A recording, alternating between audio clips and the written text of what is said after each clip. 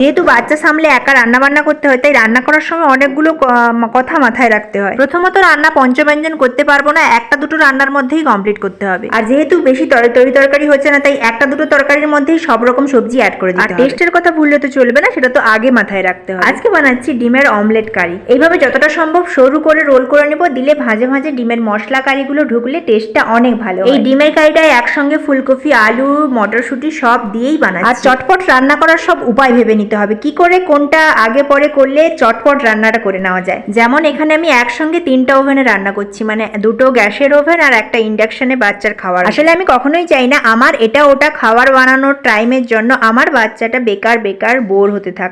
আমি ওর সঙ্গে অনেকটা কোয়ালিটি টাইম স্পেন্ড করতে চাই। এভাবে সব সবজি ভেজে মশলা কষিয়ে জল দিয়ে ভালো করে ফুটিয়ে অমলেটগুলো অ্যাড করে আরো কিছুক্ষণ ফুটিয়ে নামিয়ে নিলেই কিন্তু রেডি এগ অমলেট কারি। সঙ্গে ছিল শসা, উচ্ছে ভাজা আর দই রায়তা, আমার ফেভারিট বুন্দি দিয়ে বুন্দি রায়তা। এছাড়া বাচ্চার খিচুড়ি, বাড়ির ভাত, এসব যেগুলো একটু টাইম লাগে ওগুলো আমি আগে থেকে রান্না গ্যাসে চাপিয়ে দিয়েই স্নান করতে যাই, তারপরে এলে চটপট করে বাকি রান্নাগুলোই করে ফেলি।